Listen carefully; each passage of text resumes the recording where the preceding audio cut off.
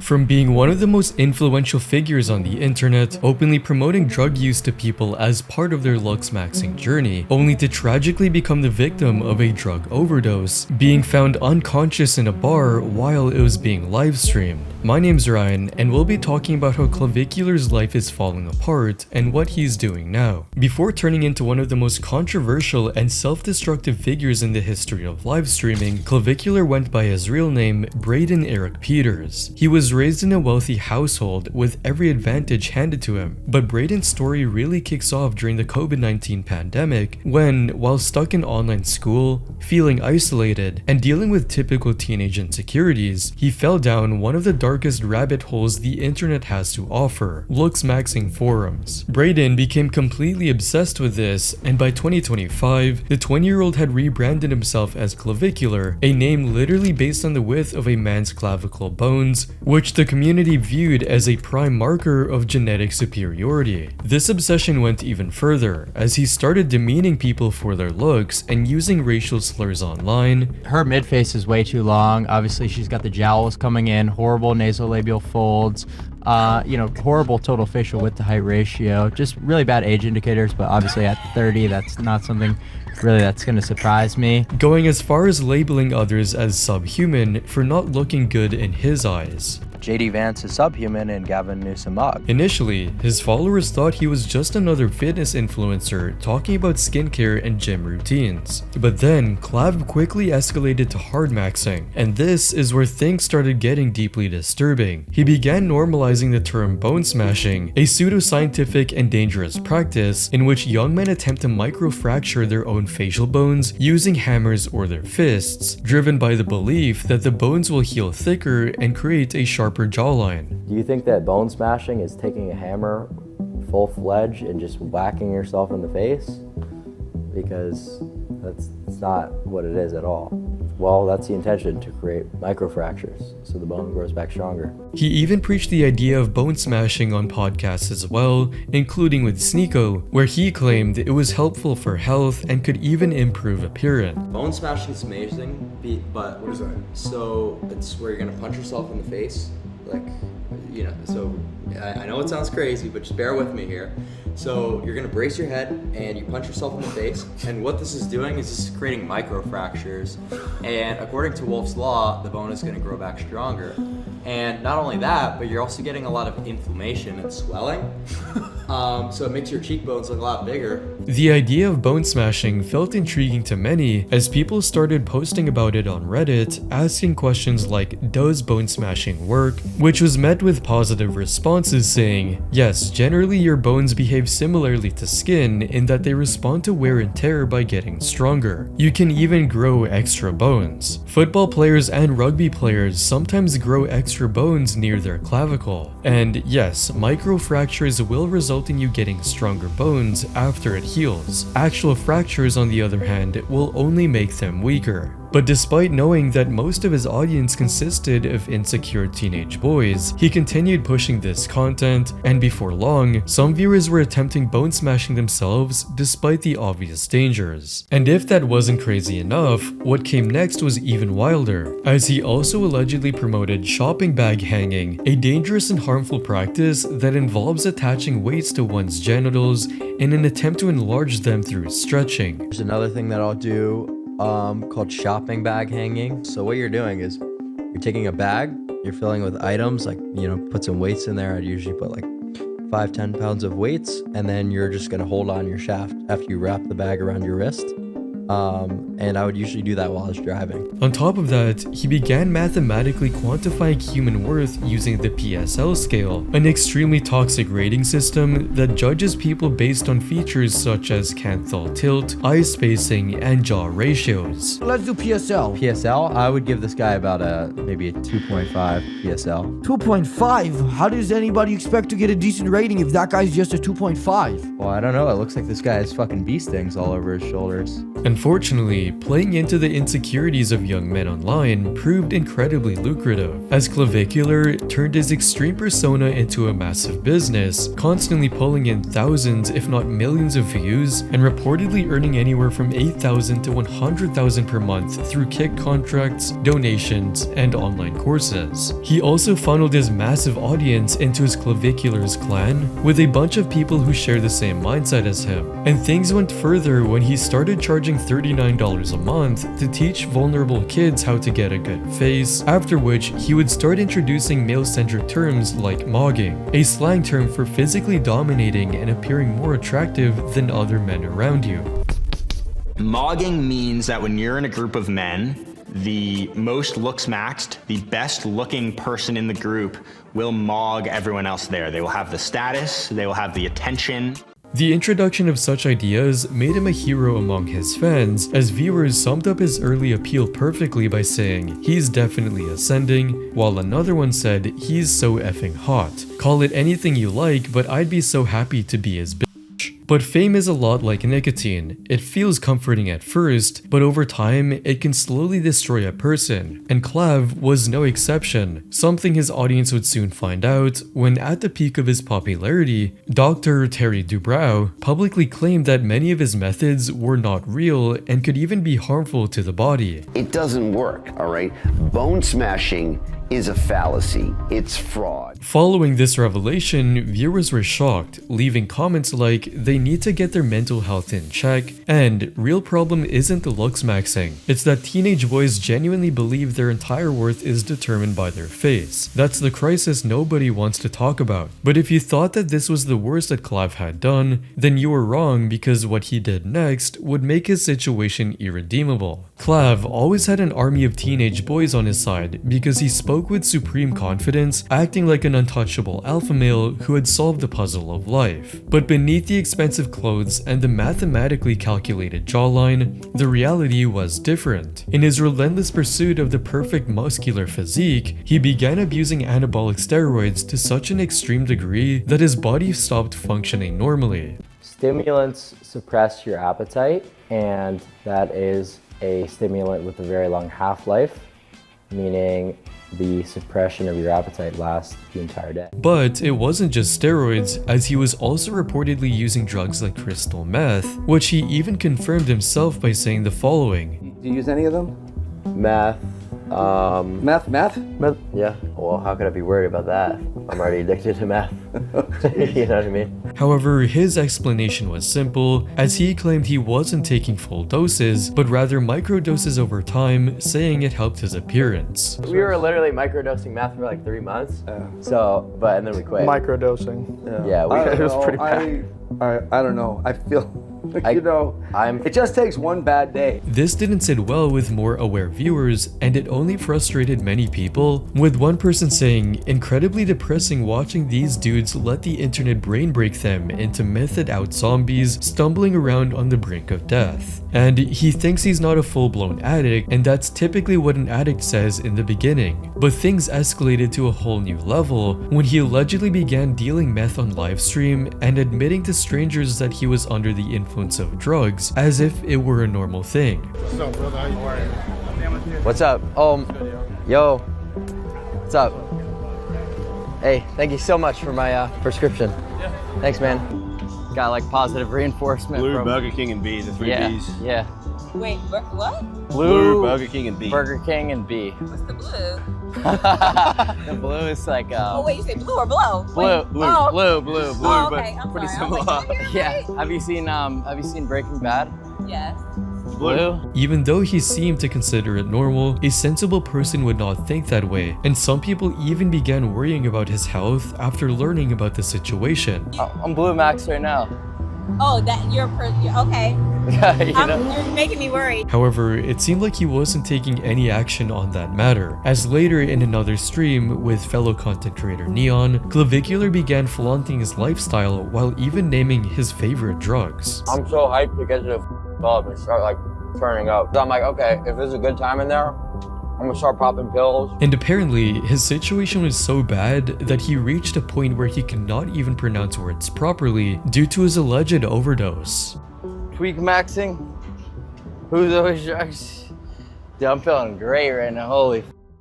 But apart from his internet life, his personal life was also crumbling. His relationship with his parents completely soured, as Braden was seen speaking badly about them because they were against his drug use, which he even confirmed during a live stream where he stayed awake for 40 hours just to make money. My dad is like so on my ass.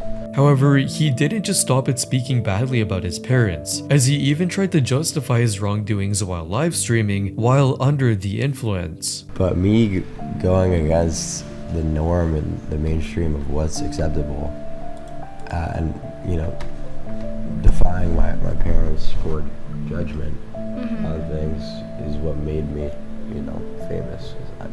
Yeah. And things escalated when he called his dad on the live stream and behaved badly simply because his father was worried about him, trying to keep him away from drugs. Hey, Dad? Yeah. Why are you giving me all these different problems? I'm asking you to go to sleep since you've been up for 40 hours straight. Dad, I'm trying to make money. Who cares about money?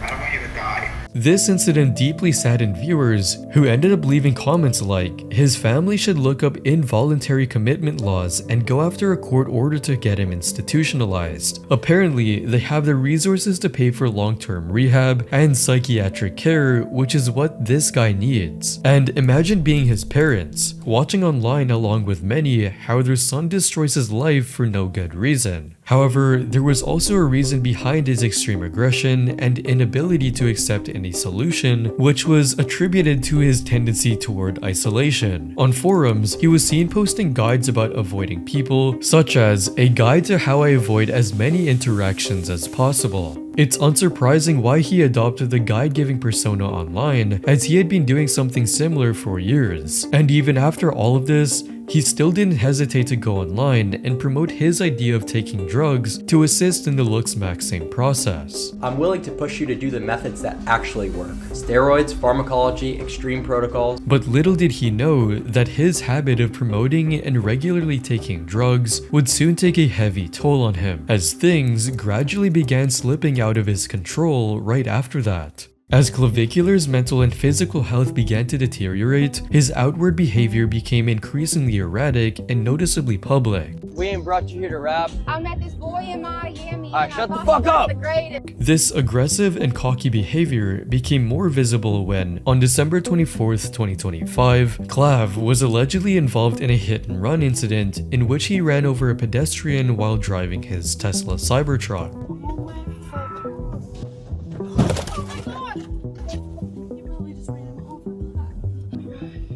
Is he dead? I don't know. Hopefully. This moment was so shocking that it immediately drew people's attention, with some saying, "This dude reminds me of one of those guys who thinks Christian Bale in American Psycho is the coolest," while others took his side, saying, "That guy got the consequences of his own actions. Maybe don't go around jumping on people's cars and you won't get hit." And despite the severity of the incident, he didn't face any police charges, as it was deemed an act of self-defense and was considered legally justified. However, this idea of portraying it as self-defense didn't sit well with popular YouTuber Moist Critical, who made a video claiming that the assertions were false. From what I can see here, before him getting run over, he's not pointing a gun at him or anything. He seems very calm. He doesn't seem like he's afraid or panicked. I'd pull this up on stream, but I don't think I can. This is brutal. The streamer is the one claiming he's a stalker with a gun. Can't tell from the clip if he does or not. Yeah, it's impossible to tell from the clip. But I can tell you he's not threatening him with the gun in the clip. Some people agreed with Charlie, saying, "Thank you, Moist. This is exactly what I've been saying. Did the stalker F around and find out? Absolutely, and he'll gain no sympathy from me after hearing his history. But that doesn't change the fact that what Clav did was illegal. I see it like self-defense with a gun. His life was not in danger, he was calm as hell, and the guy stayed in front of the vehicle. If he had tried to open the door or approach him, then I could see a stronger self-defense case being made." While the legal details details of the Cybertruck incident remain murky, another viral moment that brought Clav wider attention was the Arizona State University scandal, as Clav showed up on the ASU campus to instigate what his community calls frame mogging, essentially filming himself standing aggressively close to random college students to prove he had a larger skeletal frame and could mog them in real life. But the moment that went viral was when he ended up getting mogged himself because the other person had a more fit body type.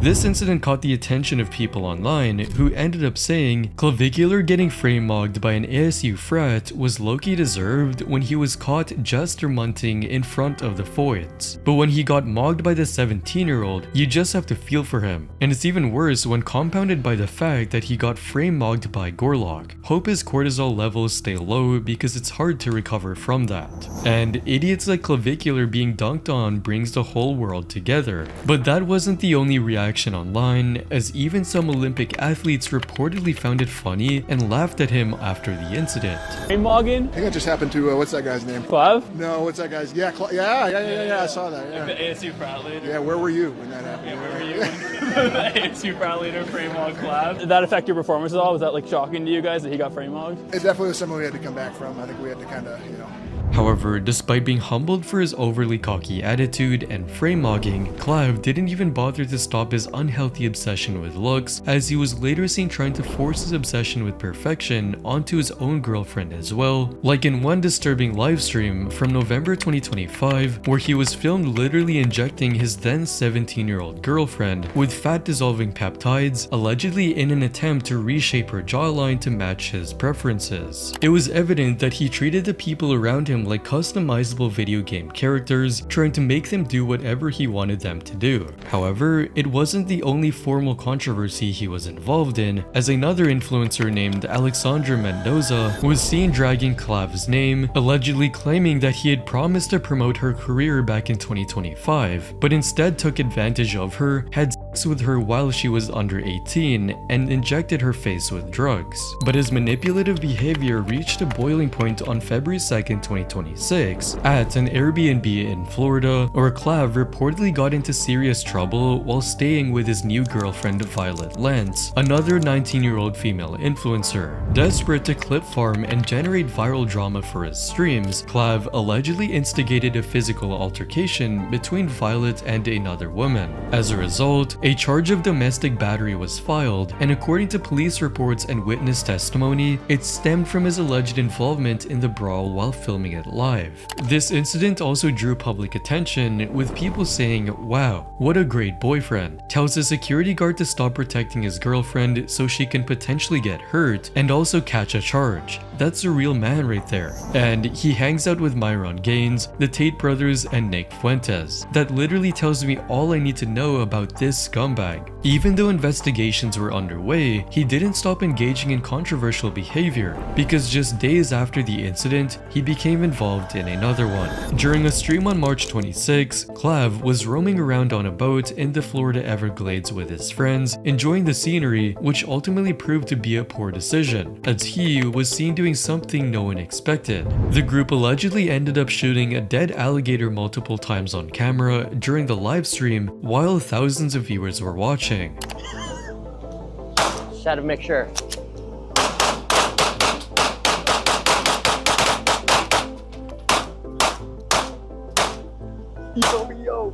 Yo! Yeah, I think it's dead. This incident drew widespread attention, and many viewers expressed frustration, with some saying, "I hate people that don't respect guns or animals." And he's not even allowed to own a gun in Florida because he's under 21. He posted evidence of him violating various laws. They will likely charge him because they have the evidence handed to them on a silver platter. The incident eventually caught the attention of the Florida Fish and Wildlife Conservation Commission, which reportedly began investigating Clav and his friends after the live stream. They stated, "The Fish and Wildlife Commission is aware of a video depicting individuals in the Everglades on an airboat who appear to be discharging firearms at an alligator. FWC officers are looking into the incident and will provide additional information when available." After the alligator incident, it was clear that he would face charges, as Florida law may treat the unlawful discharge of a firearm in a public place as a serious misdemeanor or a felony offense, depending on the circumstances. And the situation became so serious that Kick permanently banned him following his misconduct on the platform. However, while he was dealing with the fallout of the Kick ban and the looming FWC investigation, the law finally caught up to him over the Airbnb fight from a month earlier. During the investigation, his girlfriend Violet was taken into custody and eventually admitted that he had been involved in instigating the fight, resulting in Fort Lauderdale police tracking him down and taking him into custody on an active warrant out of Osceola County. Consequently, he was arrested and charged with domestic battery in connection with the fight, leaving people on the internet happy, as expressed through these comments. "These people are such losers. People need to stop following these toxic morons." While others jokingly said, "He's gonna be so screwed without his steroids in jail, LMAO." But after a month, he was finally able to secure bail and appeared in public again after serving time in jail. Even though people thought this time he might finally learn his lesson, things took another turn shortly after getting out, as he reportedly went to another bar, was intoxicated on wine, and passed out midstream while two other associates, horrified, simply sat there and watched. Dude, I'm gone. Oh my god, bro.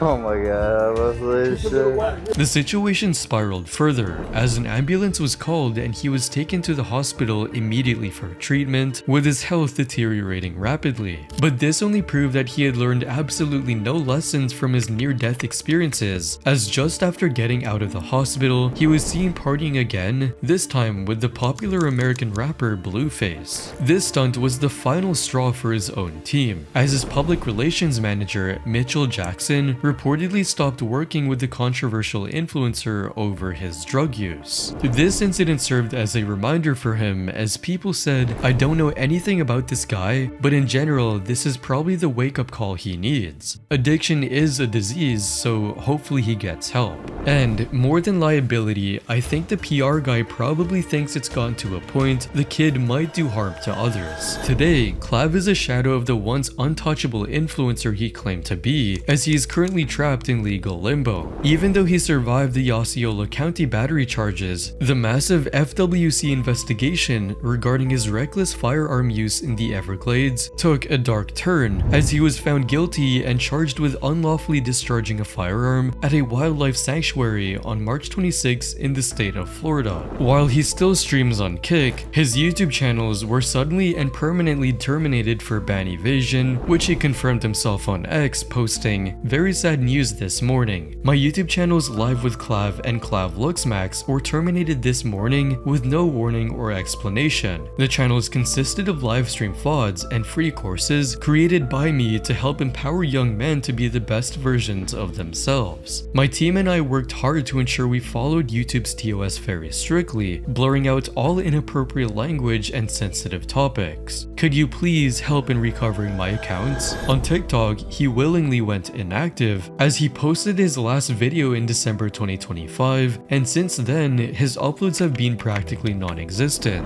Currently, he's staying away from the YouTube drama and living a normal life away from the cameras. But apart from all of this, he is still doing his best to make a living by selling his Looks Maxing course online and promoting it regularly on platforms like X, which people aren't buying anymore because right under his promotional posts, people have started making fun of the course, leaving comments like, "Injecting fat dissolvers in your cheeks and calling it Looks Maxing, get the F off here, you scammer." And the thing this guy doesn't understand is that just like the OF hose he shits on daily, he too has an expiration date. Zero marketable skill. Once the shock value wears off and the looks fade, he'll be another bum influencer spat back into reality with no way to cope. All these comments show that people were done with him, marking the end of his online era once and for all. Clav is the perfect example of how fame that comes through scams doesn't last for long and ultimately backfires, as he now has not only lost his money and identity, but also people's support.